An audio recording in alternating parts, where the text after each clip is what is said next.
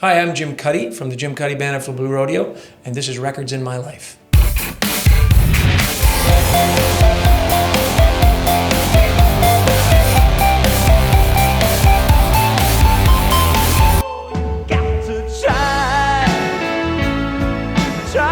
Just that time in that song for those 5 days in May. I'll be the leaver, I'll be the left behind.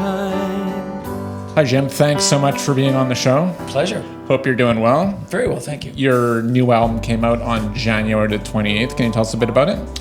The record came out 26, sorry. Yeah, sorry. I was thinking, don't correct him. It's his show. Sorry. Don't correct him.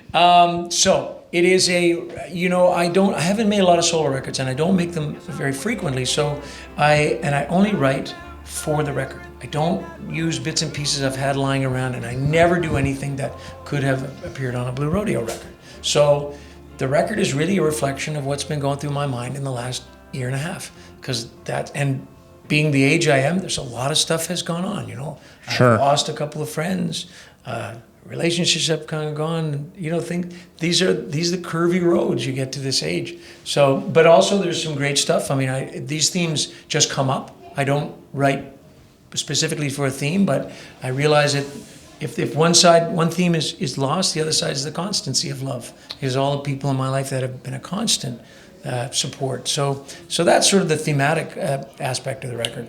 Now, this show is about inspirational albums, so I just want to ask you, during the writing process or the studio time, were there any albums that were inspiring you, or like friends' albums that... Yeah, that's a good question. I really, really try not to listen to other stuff, because I would hate to have things seep into the music. All that's been done. All that's been cataloged. What I wanted it to sound like. I mean, I sit down with Colin Cripps for my records, and we talk about, I played him the songs, and we talk about what we think a song should sound like. And, our references are always Rubber Soul, Revolver, the same old references. But it does give us an idea of how far we want to go with the country sound, how far we want to go with pop sound, what kind of guitar sounds we should have. So I think that's what's more relevant to us is when we're identifying sound. So for example, a song like Cold Cold Wind, I'm identifying that I want that to sound like Beggars Banquet. I want that to sound loose and acoustic-y, but then with electric stuff at the end. So those are the reference points. Cool. Let's get a bit current. Is there a record? Give us a reference point for a new artist that you're digging. A new artist that I'm digging. I would say, so again, you see, I haven't listened to a lot of new music in a long time, but who have I listened to that I really like? I mostly listen to friends. Rose Cousins has a new record. I like her records. I like the July Talk stuff.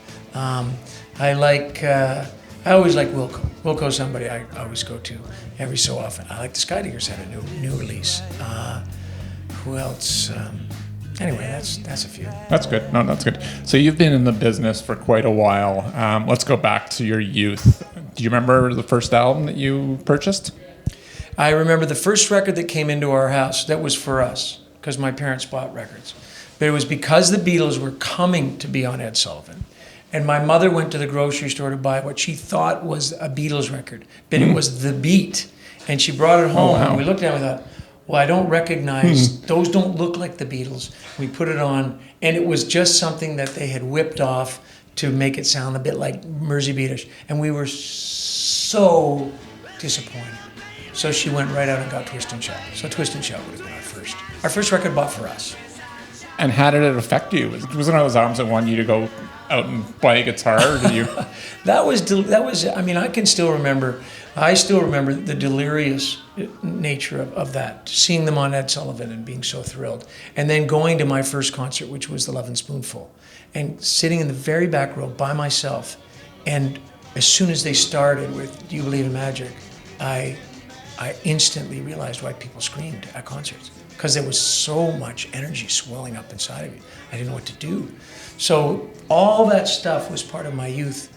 And I always loved music, but I mean, when you're 8 or 9, you don't think about being in a band. We pretended we were in bands.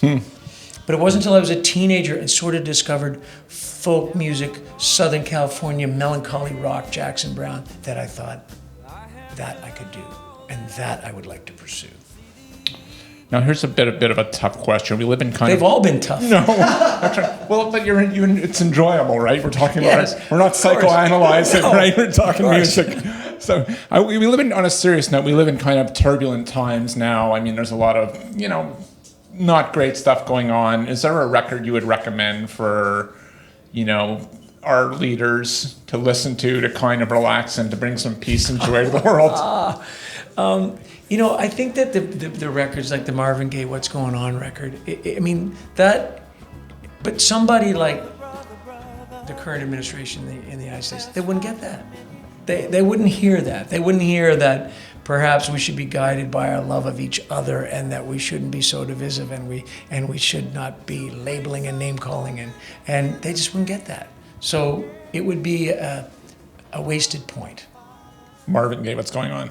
It would be your recommendation. It would be wasted on. If the administration called you up and said, "Sir, can you recommend us an album?" I'd say, it would be Marvin Gaye, "What's Going On." "How'd you get this number?" That's what I'd say first. Take me out of your speed dial. Yes, really. Don't call again. Right. I know I don't want the trip you're offering. That's right. Seem like a romantic, happy type of fella. What is give us a great date record. A great date record? Yeah. Well, you know what? I would probably use jazz for a date record, and I would probably use the Miles Davis L'Ascenseur. It's almost like repeated themes, and well, it's not almost like, it is repeated themes because it's a cinematic record, and I would probably go with that. It's all really cool and romantic, and it doesn't distract too much. Sometimes lyrical music, you're paying attention to the lyrical music, so you kind of like listening to music with your friends. That's not romantic. You want to be able to break from the music and have the lyricism be between you two. Good point. That makes a lot of sense.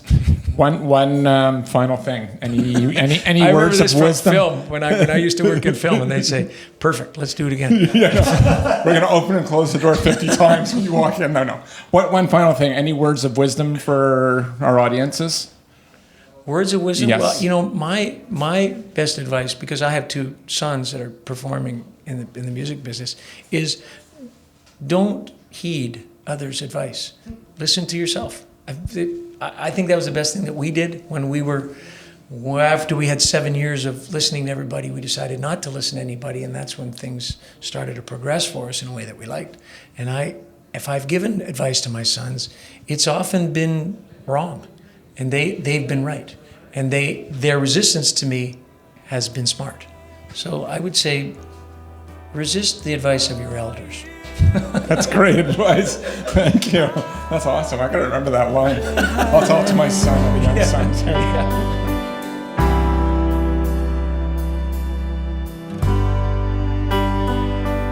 But also, he is an asshole.